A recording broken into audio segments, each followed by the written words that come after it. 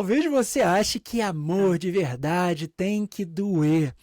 Porque tem gente que confunde ansiedade com paixão, apego com amor e controle com zelo. Isso não tem nada a ver. Por isso, hoje eu trouxe aqui o psicólogo Denis Manieri para explicar por que você, mesmo não querendo, repete padrões nos seus relacionamentos e como, obviamente, construir um vínculo de verdade, saudável, real, sem precisar viver com medo. Seja muito bem-vindo! Tudo bom, Denis? E aí, Gabriel, tudo bem, cara? Obrigado pelo convite. Pô, é um prazer estar com você aqui. Muito obrigado mesmo. Fico feliz de poder falar um pouquinho aí da minha profissão, do que eu trabalho. Estou muito contente pelo convite.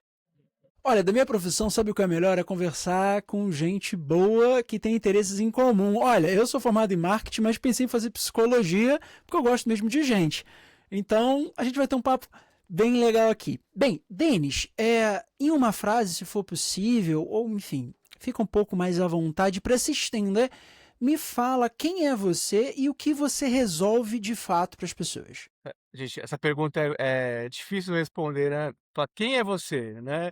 Porque a gente é tanta coisa, né? Para falar em uma frase realmente é complicado. Mas profissionalmente, hoje, eu sou um psicólogo que está focado em relacionamentos, né, principalmente relacionamentos que estão passando por uma crise ou por algum tipo de dificuldade, ou encerramentos de ciclo. Então, profissionalmente, é isso que eu faço hoje. Mas eu também sou pai, sou marido, né, o pessoal fala aí, mas eu até tenho pet, né, pai de pet. Aqui a gente tem um coelhinho de pet aqui. Então, é tudo isso um pouquinho aí que eu sou, além de psicólogo de relacionamento. Ah, que bacana. Vamos falar de tudo isso um pouquinho, talvez do coelho não, mas vamos Hum, focar na sua parte profissional e a gente também compartilha boas informações, informações úteis para a sim. nossa audiência que está aqui assistindo. Bem, para a gente poder se situar, hoje, qual é a dor mais comum que chega até você com relação a pessoas que estão se relacionando? É mais ansiedade que elas sentem, é uma certa dependência emocional. E assim, aqui não tem nome certo nem errado. Talvez eu fale alguma besteira, você vai me corrigir, Fica mas à eu vontade, preciso que Gabriel. você compartilhe.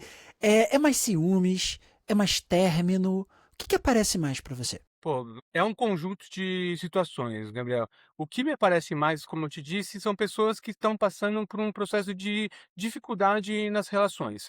Então, assim, muitas pessoas às vezes me procuram porque chamando já de dependência emocional, acho que hoje com a internet, né, com as redes sociais, é mais fácil as pessoas até identificarem, porque tem muita gente falando sobre isso nas redes sociais. Mas, o ciúmes é uma coisa que aparece bastante, então assim, as pessoas entendem que os ciúmes atrapalham nas relações, ou pessoas até que estão em relacionamentos que são disfuncionais, que a gente pode chamar, às vezes abusivos, né, então, todas as pessoas que estão passando por essa crise, ou por essa dificuldade de se relacionar, acabam me procurando. Maravilha. Eu tenho uma curiosidade particular. Eu acho que hoje as pessoas têm muito acesso à informação, muito acesso a conhecimento, e com a inteligência artificial, muito acesso a uma tentativa de juntar isso tudo aí numa resposta. O quão difícil hoje é para você chegar para um paciente, para um casal e falar, cara, não, peraí, você já está diagnosticando, eu nem fiz a minha anamnese, sei lá, como é que é assim, você já chega e já, de repente está até pedindo um remédio, sei lá, e isso tudo por conta da quantidade de informação mesmo, né? O que Sim. isso facilita e o que isso dificulta na tua prática? Eu acho que o que facilita o acesso à informação, vamos lá, ele ajuda. Sim, né. O que acontece é que às vezes, essa informação vai sendo disseminada de qualquer forma. Então, assim, fica muito complexo, eh, já é difícil entender uma situação clínica, né, você falando abertamente. Então, o que que a gente precisa é que pessoas que expliquem o que está acontecendo. Então, às vezes o casal, ele se identifica ali com alguma coisa que viu na internet sobre, como está dizendo, relacionamentos tóxicos, né, que é uma coisa que aparece muito. Mas às vezes não é. Às vezes é só uma dificuldade de comunicação. E aí é onde está o meu trabalho, de tentar de explicar de uma forma mais simples o que está acontecendo com eles, se é mesmo uma relação tóxica ou se é uma dificuldade de comunicação. Então, ajuda em determinado ponto, e eu acho que quando as pessoas me procuram, elas estão já num nível de sofrimento um pouco mais complicado. Então elas me procuram já com um sofrimento específico. Elas A maioria das pessoas não consegue nomear. Algumas até falam: "Olha, eu tô com uma dependência emocional", algumas até realmente são e outras não. Às vezes aí só eu ajudo ela a entender o que que ela tá sentindo. Entendi. Eu nem sei se essas palavras que a gente está falando aqui, né, dependência emocional, relacionamento tóxico, são palavras que academicamente são colocadas como direcionando algum tipo de, não sei se patologia ou tipo de relacionamento ou alguma questão psicológica, enfim, eu não sei. Eu nem sei se essas palavras que acabam que estão na nossa cultura hoje em dia significam alguma coisa, né, para um psicólogo. Tênis, cara, assim, eu vou dever a fonte aqui, mas eu tenho certeza que eu li isso, que o número um de objetivos da utilização do ChatGPT no Brasil é para fazer, muitas aspas aí, terapia. Assim, me fala por que uma pessoa não deveria fazer isso. Eu imagino que ela não deveria, mas eu não sou profissional. Me fala por que ela não Sim, deveria fazer isso e deveria buscar, sim, um profissional. sim.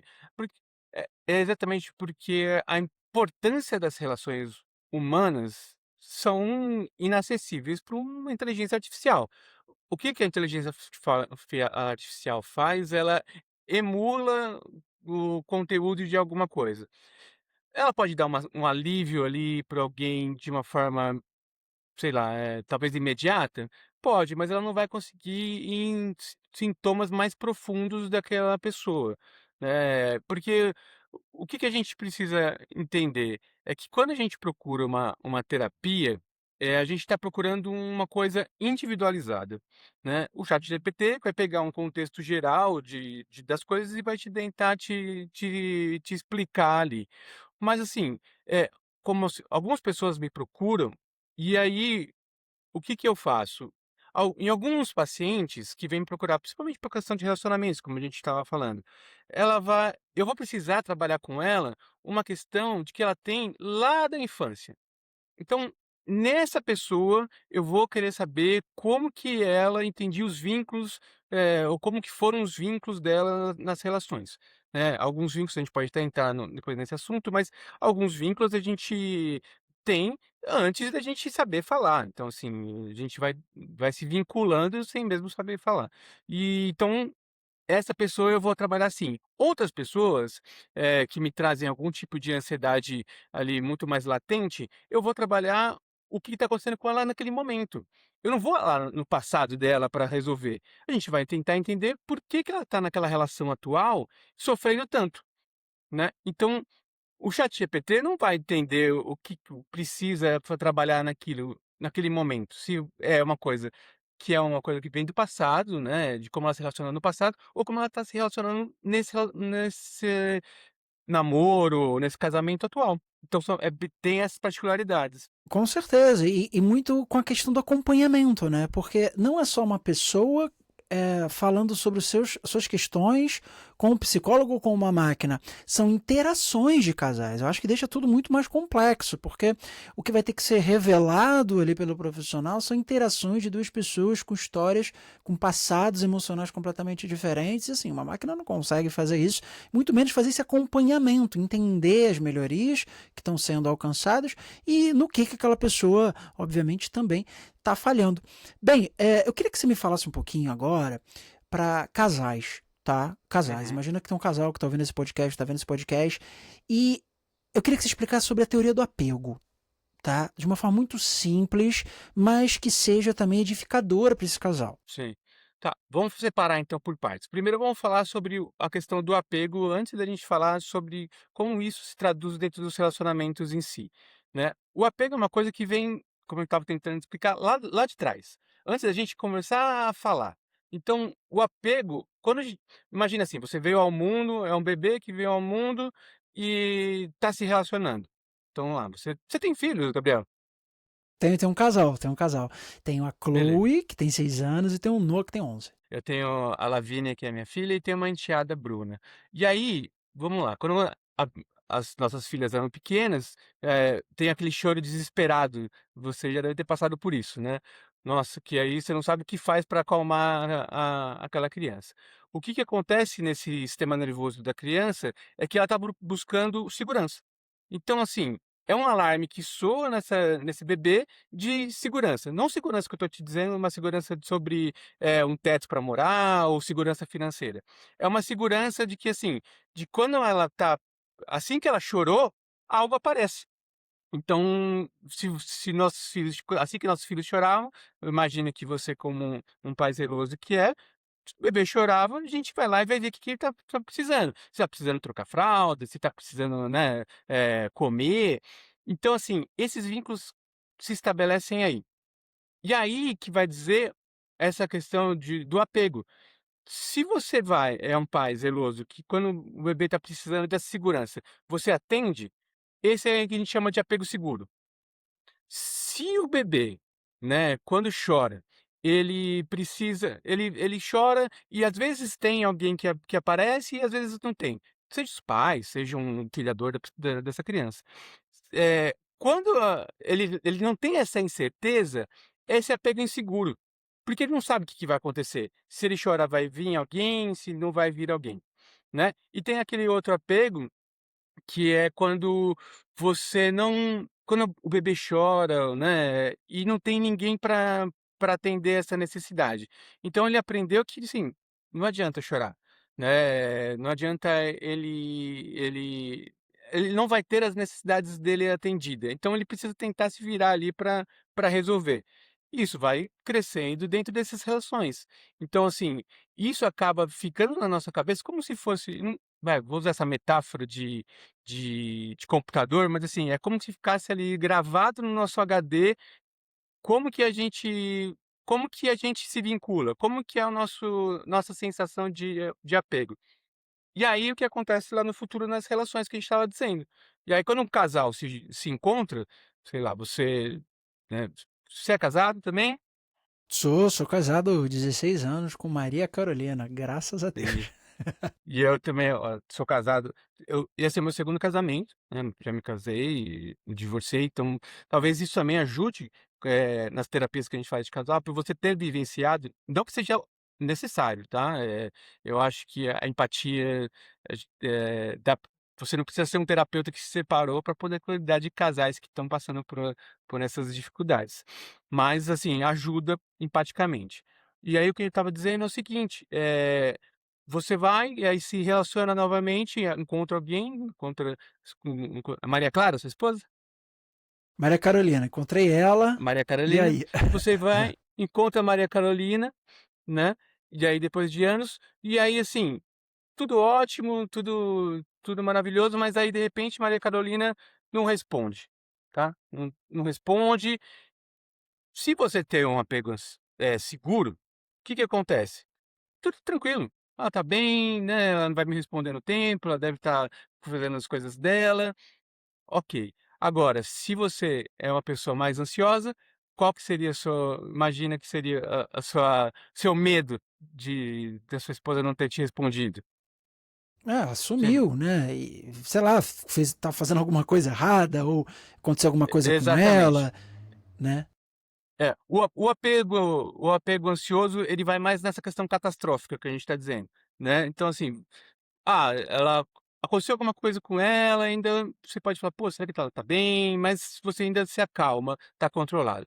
O apego ansioso é esse que fica assim: "Mas ela pode estar me traindo? Será que ela ainda me ama? Por que que ela não me responde? Como que pode não me responder, né, tá faltando com respeito?". Esse é o apego ansioso. Entendi.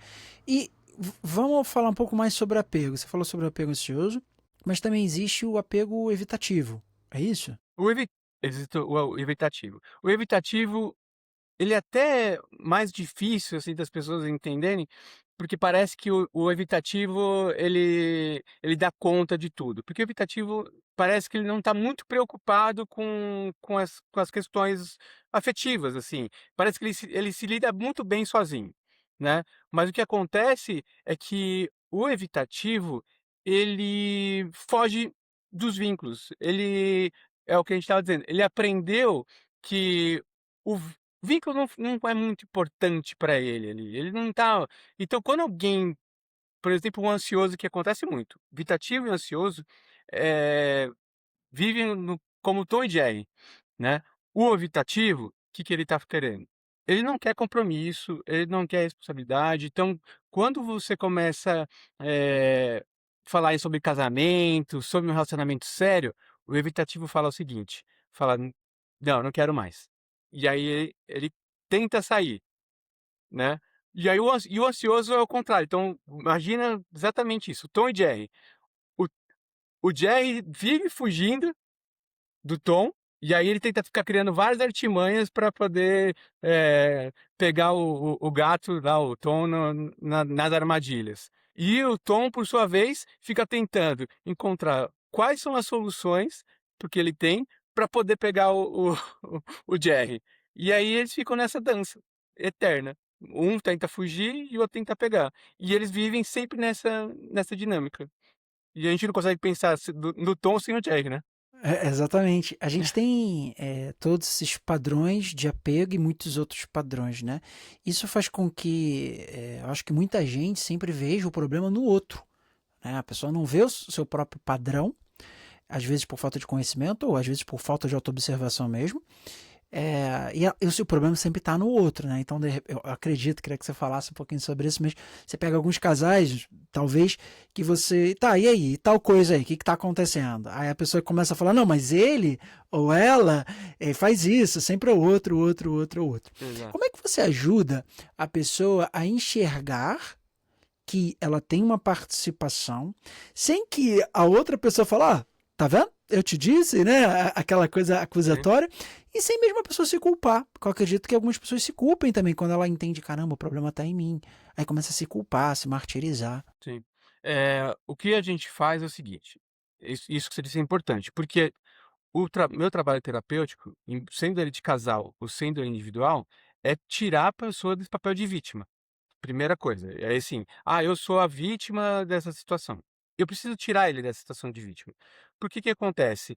Nós não controlamos o que o outro faz. O que nós controlamos é o que a gente faz quando a gente recebe isso.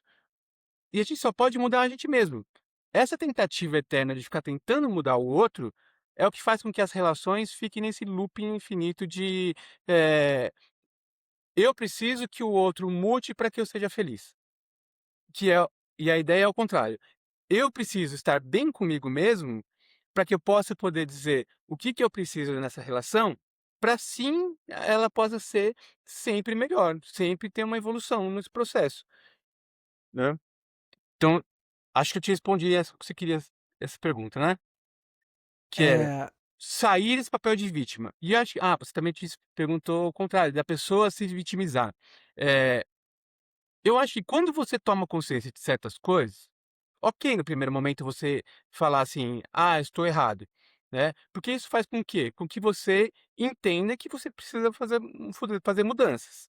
Então, assim, a consciência ela não é em si ruim, né, o que é ruim, né, é que você queira que o mundo todo, né, se modifique porque você acha que você é assim.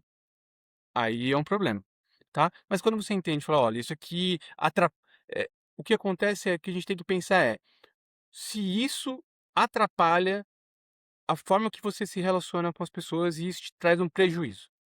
Se isso te traz prejuízo, é importante que você entenda que você precisa modificar, né. E algumas pessoas não traz nenhum prejuízo, então às vezes algumas pessoas, elas gostam de algo elas têm alguma necessidade que precisa ser atendida, e elas fazem questão que isso se reflita no relacionamento. E aí é uma coisa que eu digo sempre para as pessoas, principalmente nas situações de casais e individuais também, mas é que a pessoa ela precisa dizer o que ela necessita na relação, e ela pode dizer o que ela quiser dentro de uma relação. você pode pedir o que você quiser dentro de um relacionamento, do seu casamento, só que a pessoa não é obrigada a fazer. Isso é uma coisa importante, você tem que entender. Ninguém é obrigado a fazer o que a gente pede. Sim, total, mas a gente pode pedir. Eu acho que o recado é esse. Bem, eu acho que todo mundo, a nossa audiência, eu, todo mundo conhece, a gente conhece, nós conhecemos pessoas que têm um tipo de relacionamento e termina esse tipo de relacionamento e engata em outro muito parecido. Às vezes até a pessoa fisicamente é parecida. Fora o jeito, Sim. a dinâmica, é tudo muito parecido.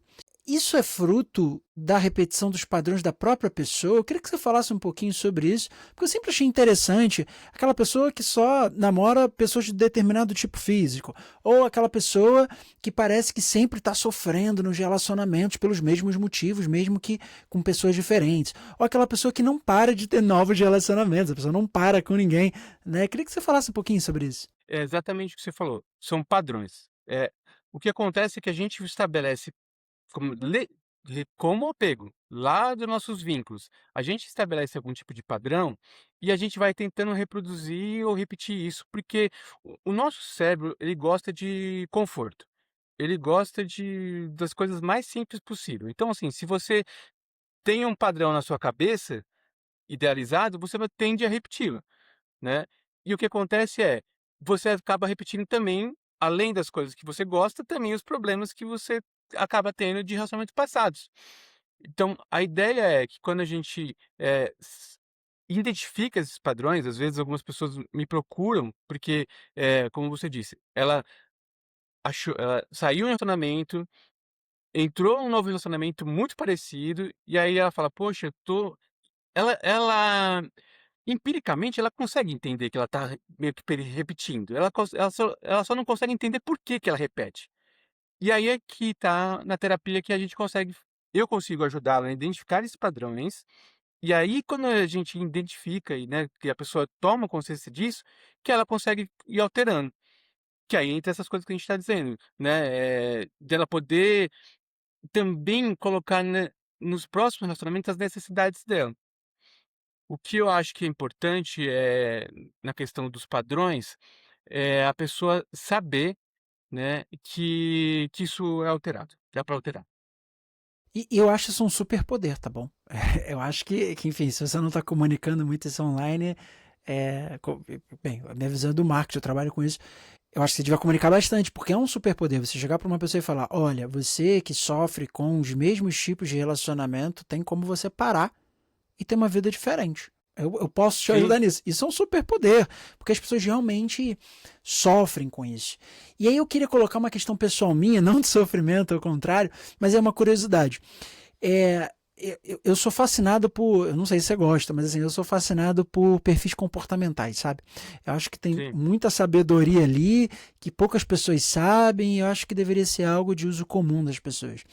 E eu vejo pessoas que têm perfis comportamentais parecidos, e que se dão muito mal. É a experiência que eu vejo, as pessoas, assim, pessoas sim. iguais em termos de perfil que se dão muito mal, e pessoas diferentes, como eu e minha esposa, que a gente é literalmente a metade da laranja um do outro, assim, a gente é o contrário um do outro, e a gente se dá muito bem. Isso é meio que isso aí mesmo? Ou não, Gabriel? É só a tua visão que acontece isso? É uma coincidência? Tem algum fundamento? Eh, e os relacionamentos, vamos imaginar assim, que todo relacionamento é particular, tá. E eu acho que é isso que é importante, que eu trabalho que eu digo na clínica. É lógico que quando a gente pega ali uma vamos lembrar da quando a gente aprendeu a curva normal na escola, né. Se a gente pega uma média das coisas, ok, dá pra gente falar empiricamente, como você falou assim: "Poxa, eu percebo que às vezes pessoas muito parecidas, que têm uma personalidade muito parecida, às vezes elas entram em conflitos, e às vezes pessoas que têm uma personalidade um pouco diferente, elas parecem que se dão bem". Talvez isso tenha a ver com uma questão de que, a curiosidade acaba gerando nos relacionamentos essa coisa de continuação, de que quanto mais você sente que tem nessa relação você ainda pode aprender, mais você fica interessado dentro dela. Quando você sente que os relacionamentos estão ali, eles começam a virar, aquela coisa de que você sente que vocês 2 são a mesma pessoa. Não que aquela interseção não seja boa, de ter coisas que vocês têm em comum, óbvio, que nem você disse: "Ah, eu e minha esposa somos bem diferentes", mas com certeza vocês têm coisas em comuns, né, porque senão também não daria certo. E é isso que eu digo, que assim, as pessoas não podem se tornar uma única coisa dentro das relações. Às vezes eu vejo que existe aquela até aquela coisa de alma gêmea e tal, que fala assim: "Ah, agora a gente se encaixou, é uma alma gêmea". Mas assim, e onde que está a graça de conhecer mais, de saber mais, de perguntar mais, né? Eh, Aí uma coisa que eu gosto de explicar, talvez até seja bom, que assim, a nossa cabeça, como eu falei lá atrás, a nossa cabeça, nosso cérebro não quer gastar muita energia. E aí o que eu estava te dizendo, que eu tento explicar de forma simples para as pessoas, que é, quando a gente, o nosso cérebro, as nossas vivências só fazem com que a gente complete, as situações do futuro. E eu até tenho aqui uma coisa que eu costumo usar dentro da terapia, e eu vou fazer com você, ver se você sabe o que que é isso aqui? Se eu te mostrar? Um apagador? Beleza. Eu te mostrei só uma parte dele, tá. O seu cérebro completou tudo o restante disso, sem você olhar, sem ter isso na sua mão. Por que que você faz isso? Porque você tem experiências passadas do que é um apagador na sua cabeça, né. Então assim, eh, na sua cabeça hoje aí, ou quem está nos vendo que viu talvez, né, o feltro, também deve ter imaginado que é um apagador, que é bem simples, mas cada um tem na sua cabeça o que é um apagador. O seu apagador na sua cabeça é diferente do que tem o que está aqui na minha mão, por exemplo, né. Pode ser na sua cabeça, pode ser um apagador de madeira, sabe o quê. O que que acontece é, as relações, depois que a gente vai com o tempo que a gente vai convivendo, a gente vai completando o resto. Então, assim, eu te mostrei essa parte, mas se eu mostrar o restante aqui, você vai completando. Na sua cabeça talvez não tivesse um espaço para caneta, agora talvez que você estivesse imaginando que era aquele quadro de lousa, né, mais, escuro, né, que usava giz, agora você talvez ia estar imaginando que é um quadro de lousa branca, que você apaga com aquela com aquelas então a sua cabeça vai completando as coisas. E é isso que acontece nas relações. As pessoas tendem a completar, né. E você até me fez uma pergunta anterior sobre as pessoas que entram nos relacionamentos, rapidamente, né, sai de um e entra em outro. E é muito provável que é isso que acontece com os padrões dela. Ela pega o que ela imaginou e tem daquele relacionamento e joga para o próximo. Entendi. E de repente ela tá buscando alguma coisa que ela não acha em lugar nenhum, né, e ela sempre acha que vai achar no próximo, talvez, não sei, né. Sim. O que você está dizendo é o seguinte, que relacionamento é gestão, é manutenção daquele relacionamento, é inovação, sempre buscar novidade. Para isso é necessário conversa difícil, uma construção que seja feita a 4 mãos. Na sua opinião, me dá, assim, umas 3 atitudes saudáveis para um casal se autogerir. 3, talvez eu pudesse te dar, mas vamos lá. Eh, se auto Comunicação é primordial nos relacionamentos, né. Eu acho que sem comunicação, você não consegue, bom, é o exemplo que eu estou te dizendo, imagina do apagador. O que que você precisa para conhecer alguém com mais profundidade?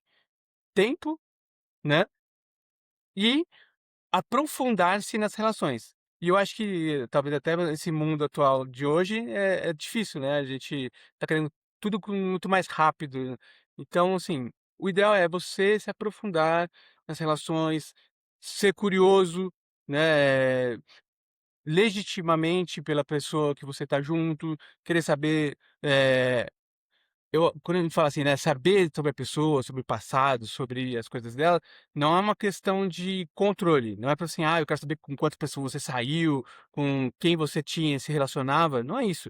Mas assim, eu quero saber como era a sua relação que você tinha com seus pais, como que era a sua relação, talvez se a pessoa se sentir confortável, sim, como era a sua relação anterior, né. quais foram as dificuldades que você teve em relacionamentos anteriores e que a gente pode, né, organizar para que você não tenha nessa daqui, né. Acho que seria um dos exemplos que eu posso te dar. Comunicação, isso que você falou, é interesse no outro, genuíno, né? Então, comunicação. Você acha que, de repente, dividir o futuro, o que espera, a expectativa, dividir as suas expectativas para o relacionamento?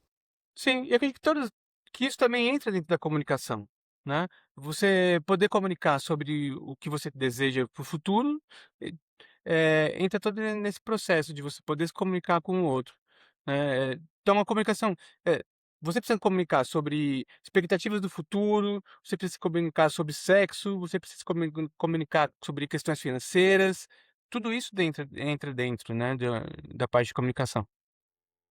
Eu tô lembrando você falando, antes de eu começar a namorar com minha esposa, foi tudo muito rápido, namoro, casamento e tal, mas antes a gente conversava muito. Assim, tipo, 3 horas no telefone. A gente falava muito mesmo um com o outro antes de namorar. E isso fez com que a gente se conhecesse muito bem, mas que a gente, ao longo dos anos, manteve esse interesse em saber o que é melhor para o outro. Né? Cara, o que você está afim de fazer, né? Como é que você quer se relacionar aí com o mundo? O que para você é importante? Quais são os seus Sim. objetivos, né?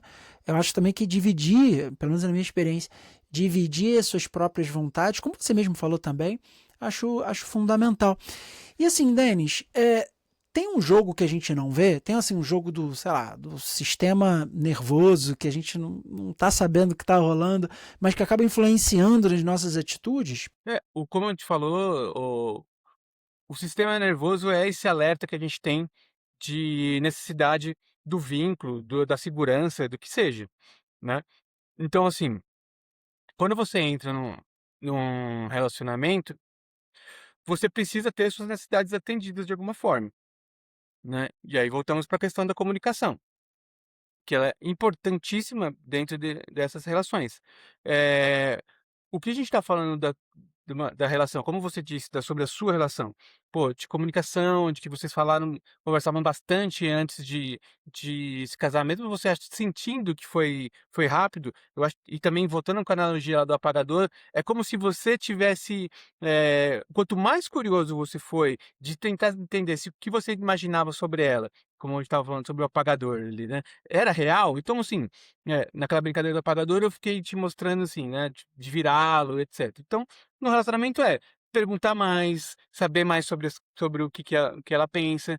O que a gente não pode fazer é jogar o que a gente imagina sobre o que seria um relacionamento, porque todo mundo constrói na cabeça ali o que acha que é um relacionamento, e jogar toda essa expectativa em cima de alguém que não está preparado ainda para receber. Então, o errado seria você ter idealizado uma mulher na sua cabeça e feito com que sua esposa tivesse que atender todas aquelas expectativas que você trouxe, né. Por isso que algumas relações, às vezes, vão que nem carro de Fórmula 1, tenta de 0 a 100 em 2 segundos. Então a pessoa já conhece a pessoa, já quer casar, já quer morar junto, né, de uma forma muito rápida, avassaladora. Por isso que a gente está dizendo que, se os 2 não estiverem bem, às vezes pode se encontrar alguém que também está frágil emocionalmente, que também, por exemplo, tope essa aceleração toda. Em raríssimas ocasiões, pode até que dê certo, né, mas é muito raro, porque, assim, os 2 não se conhecem, então estão jogando expectativas que têm sobre o outro. Que também é um grande problema, porque se você está jogando muita expectativa sobre alguém, e quando você vai conhecendo as pessoas, dificilmente ela vai conseguir corresponder, você acaba se frustrando, né, e aí do mesmo jeito que isso foi muito rápido, acaba sendo muito devastador, ou quando a gente até pode fazer em devidas proporções, um relacionamento com relações como se fossem abusivas, né, você, passa pano para tudo que a pessoa faz. Então, se você imaginava que a pessoa, nossa, ela é maravilhosa, ela é perfeita, e aí ela vai se demonstrando uma pessoa que não é tão perfeita assim, que pode ser manipuladora, como estava, né, você confundiu ali o termo, mas pode ser uma pessoa manipuladora, pode ser uma pessoa agressiva. O que que a pessoa acaba fazendo? Ela acaba passando pano para isso. "Ah, ela é agressiva, mas ela me tratava com tanto carinho, mas ela me dá tanto presente", né, e acaba ficando em relações que são meio disfuncionais. Sim. Se uma pessoa hoje tá vendo essa conversa e, pô, se você tá gostando e tá ótima essa conversa, já curte, compartilha, se inscreve aqui no canal e já coloca tuas dúvidas aqui embaixo nos comentários. Mas se essa pessoa tá assistindo, a gente falando sobre isso, cara, é importante a comunicação, é importante essa equalização de expectativas, a busca pelo novo, pela novidade, e ela quer isso tudo. Ela quer isso tudo, Dani, mas ela olha pro parceiro ou pra parceira ao lado e fala, cara, eu não sei o que fazer, eu não sei como começar, eu gostaria muito, mas eu tô completamente perdido ou perdida. O que você falaria para essa pessoa? Qual o primeiro passo? Pr Tá, vê se eu entendi. Qual seria o primeiro passo para uma pessoa que está dentro de uma relação que não está legal, p arrumar essa relação? Se Ela quer tudo que a gente conversou aqui, ela vê valor em tudo que a gente conversou aqui, mas ela já tem a expectativa prévia que, cara, não vai rolar com ele ou com ela, eu não vou conseguir fazer isso, ou ele não vai, ou ela não vai aderir a essa expectativa. terapia. Faço terapia para ver que brincadeira. Bom, vamos lá. Como eu te disse, às vezes as questões são muito particulares. Então, assim, cada pessoa, precisa entender o que está precisando de um jeito. Mas, relacionamentos, o que a pessoa precisa saber é que ela não pode, né, ou precisa balizar o que ela tem sobre idealização de alguém ou de algo sobre a relação. Ela tem que ter isso muito claro. E aí eu vou falar por prática profissional. Às vezes a pergunta que eu faço é: "O que que você deseja numa relação?". E as pessoas às vezes não sabem o que ela deseja numa relação. Ela não sabe o que que ela quer de um relacionamento. Ela só tem na cabeça dela, e como a gente falou sobre o nosso sistema nervoso central, que ela precisa de completar um buraco que ela tem. Então, às vezes, ela precisa completar esse buraco com essa expectativa que a gente está dizendo de algo.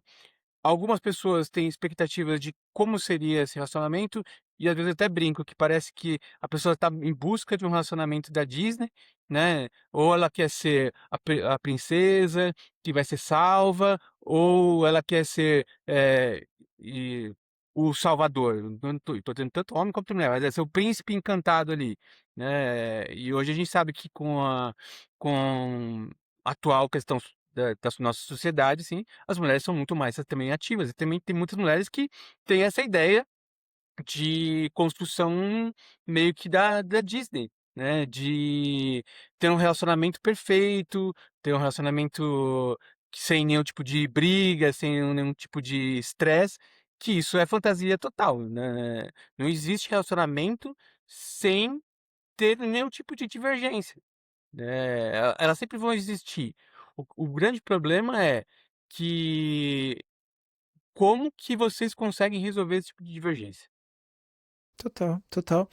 É, às vezes as pessoas, eu vejo, né, tem pessoas que são mais ciumentas, pessoas que são menos ciumentas. Ciúme tem a ver com medo da pessoa abandonar, largar, ou é um apego? Tem uma diferença entre ciúme e medo de abandono? Tem uma correlação, não todas, mas tem sim uma correlação. Eh, Vamos lá, a pessoa, pelo que a gente explicou do apego aqui ansioso, por exemplo, né, ele pode ser sim uma pessoa ciumenta, porque ele não quer, ele não quer sentir que vai ser abandonado, ele não quer sentir que vai ser deixado de lado. Então, ele tenta, controlar o máximo possível para não se para que essa relação por exemplo, não acabe. E aí ele fica hipervigilante. E o ciúme é um desses sinais de hipervigilância, né, de ficar controlando a pessoa onde ela tá, o que que ela tá fazendo, com que ela tá. E isso é cansativo, tanto para quem, né, tanto para o ciumento quanto para quem tá numa relação com uma pessoa que é nessas características, né. Então, assim, ela pode ser de uma pessoa que é mais ansiosa, pode também ser uma questão de que a pessoa não é tão segura, né, ela não tá segura nessa relação, e aí ela tenta ficar fazendo o controle disso, né. Algumas pessoas têm uma questão patológica, sim, pelos ciúmes. Os ciúmes têm muito a mais a ver com o problema que a pessoa tem, com essa falta que ela precisa preencher, do que com o que o outra pessoa está fazendo. Ele tá dentro dessa característica. Tem mais a ver com a pessoa que tem ali os ciúmes do que com a outra pessoa. Entendi, entendi, entendi. E é engraçado, né, as pessoas têm acho que todo mundo sente ciúme em algum nível, mas tem níveis completamente diferentes, assim, de ciúme. Tem pessoas que, cara, sei lá, não dão um celular para o parceiro, não tem a senha, esse tipo de coisa, porque não quer que veja, e, sei lá, porque o outro vai ver e vai achar que qualquer coisa é uma conversa que não deveria, ou até mesmo pessoas que não gostam da roupa, né? Acho que rola, Sim, talvez até role mais com, não sei, talvez seja preconceito meu, mas talvez role até mais com homem relacionado à mulher, dependendo da roupa que ela coloque ali, ele não gosta por ciúme, porque vai atrair olhares e tal. E tem pessoas que não, e assim, é uma coisa mais doentia. A gente já viu em filme, né? Você deve ter visto. Cara, a pessoa exatamente. chega lá no trabalho da outra, faz uma kizumba. Não sei se você tem alguma história assim de ciúme para compartilhar com a gente. É, o que eu assim, eu evito falar de pacientes, né, de histórias, assim, de pacientes, mas o que acontece é que, como você mesmo disse, a gente consegue saber os ciúmes a gente consegue entender até mesmo pela dramaturgia aí, ou por filmes, dá pra ter essa questão patológica dos ciúmes. O que acontece, assim, eh, não não impo não im você pode, como eu falei pra você lá atrás, a gente pode falar sobre nossos incômodos. Você pode falar assim: "Ó, eu me incomo a pessoa pode se incomodar como se fosse, sobre a roupa de alguém. Ela pode ter um incômodo. O problema é, ninguém é obrigado a trocar de roupa porque você pediu. Ninguém é obrigado a dar a senha do celular porque você pediu. Agora, você pode tentar conversar dentro da sua relação, quais são os motivos que você tem, porque isso pode ajudar, eh, a minimizar essa dor que essa pessoa sente, porque a gente está dizendo, como eu te disse, essa pessoa que também sente ciúmes, ela também tem uma dor ali para resolver. E às vezes, pessoas que estão, você pode gostar de alguém, amar essa pessoa, mesmo ela sendo ciumenta. O que essas relações não podem ser, é se tornar relações patológicas, que aonde esse ciúme anule a outra pessoa. Que aí é onde está dizendo que a gente parece em filmes, essas coisas. Porque assim, eh, quando você já está anulando alguém, aí a gente entra naquela coisa que a gente estava falando sobre, que você falou assim: "Ah, será que existe relacionamentos tóxicos? Será que isso, existe ou não?". É que um conjunto de coisas a gente talvez possa definir de relacionamento tóxico sim, né. Por quê? Porque ele traz um prejuízo para uma das pessoas dentro da relação. E quando isso acontece, aí sim a gente tem um problema, né. Denis, e com certeza a nossa audiência, assim como eu, achou extremamente esclarecedora essa conversa, esse nosso bate-papo. A gente já está se encaminhando, nos encaminhando para o final, mas eu queria que agora você imagina, esse corte agora que você vai deixar um recado para as pessoas, o algoritmo do Instagram gostou de você e aí ele vai mandar para todos os usuários do Instagram, todas as pessoas no mundo que estão em casal, que veem que tem padrões e já entendem que repetem, mas não sabem como resolver isso, mas querem ter um relacionamento saudável. O que, que você falaria para essas pessoas? Vamos lá. Eu acho que nós batemos bastante no ponto da comunicação, né, e eu acho que o que eu falaria para as pessoas é que os relacionamentos, eles são feitos para que a gente possa, evoluir sempre para próximos passos, né. Os relacionamentos, eles não servem para que a gente, controle. Os relacionamentos não servem para que alguém complete algum vazio que existencial ou algum vazio que a gente tenha. Os relacionamentos servem para que 2 pessoas de conjuntamente, né, como a ideia é que a ideia de companheirismo. A ideia é que a gente às vezes as pessoas a gente tá falando sobre Disney, sobre um relacionamento de alma gêmea, mas o que a gente tem que pensar é que os relacionamentos eles têm que ser parecidos com relacionamentos de amizade, né. Relacionamentos amorosos têm a grande eu acho que a única diferença que a gente tem de transformar um relacionamento de amizade, de companheirismo em um relacionamento amoroso, é a questão do sexo. Né, o sexo, ele tem a sua importância, para alguns casais mais, para alguns casais menos, mas ele é exatamente o que diferencia um relacionamento de amizade, de companheirismo com os seus pais ou com os seus amigos, com outra pessoa, de um relacionamento amoroso. Então esses relacionamentos precisam ser de pessoas que estão juntas, que são amigas, que são companheiras, que estão pensando em construir coisas para o seu futuro, né, juntos.